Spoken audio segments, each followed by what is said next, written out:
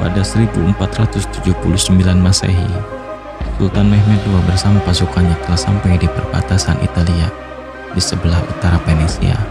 Saat itu pasukan Muslim di bawah komando Sultan Mehmed II berhasil menaklukkan Friuli dan Isonzo. Kala itu pasukan Muslim terdengar meneriakkan dengan lantang, "Roma, Roma, Roma."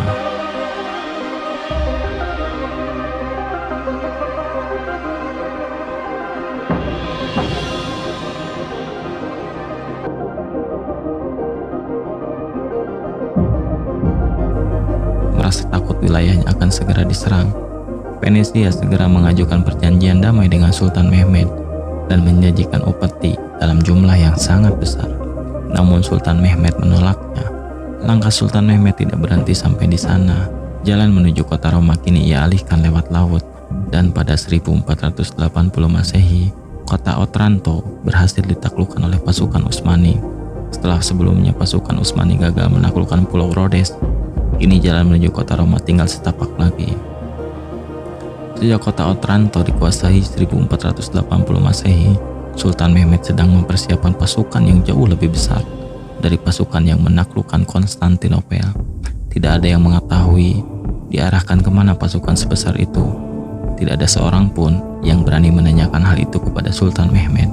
Sudah menjadi kebiasaan Sultan Mehmed untuk merahasiakan ekspedisi perang yang ia anggap perlu. Kemanakah pasukan besar ini akan diarahkan oleh Sultan? Tampaknya hanya rahasia antara Sultan dan Tuhannya yang tahu. Namun ada seorang yang tahu kemana pasukan besar itu akan diarahkan. Dia bukanlah penasehat Sultan ataupun tentara Utsmani. Dia bahkan bukanlah seorang Muslim.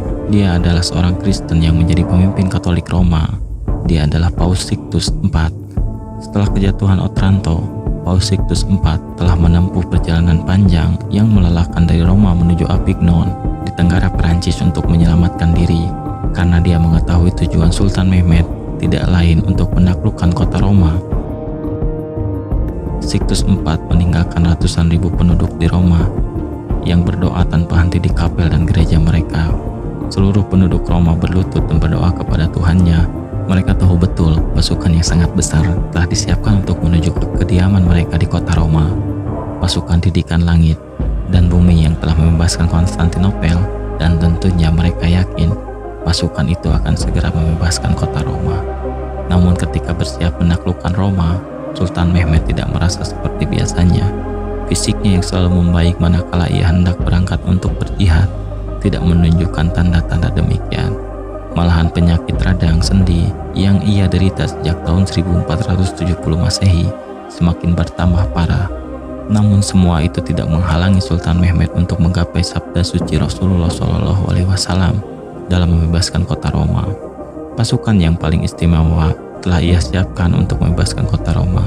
Tapi Allah berkehendak lain. Allah berkehendak untuk membagi dua pahala.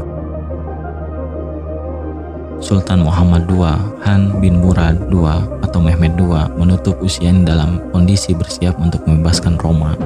3 Mei 1481 Masehi, panglima terbaik itu wafat dalam usia 49 tahun.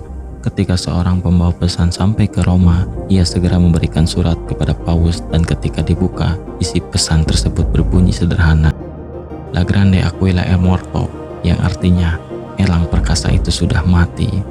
Kematian Sultan Mehmed dirayakan secara besar-besaran dengan berpesta pora oleh penduduk Eropa. Meriam-meriam ditembakkan dan lonceng-lonceng gereja dibunyikan selama 3 hari berturut-turut. Sementara bagi dunia Islam, wafatnya Sultan Mehmed adalah kehilangan yang sangat besar. Kesultanan Utsmani kehilangan seorang penguasa yang jenius dalam hal administrasi dan dalam hal peperangan. Umat Islam kehilangan seorang kesatria yang telah mewakafkan hidupnya untuk berjihad tanpa lelah. Dia mampu menggetarkan orang barat dan membuat mereka gentar dan tunduk dengan Islam. Dia adalah sosok orang yang bisa membuat perbedaan besar di dunia. John Freely, seorang fisikawan dan ahli sejarah, menggambarkan ketakutan bangsa barat kepada Sultan Mehmed dengan tulisannya, Sesaat sebelum wafatnya, dia sedang mempersiapkan untuk mengomando pasukan yang sangat besar untuk menaklukkan Roma.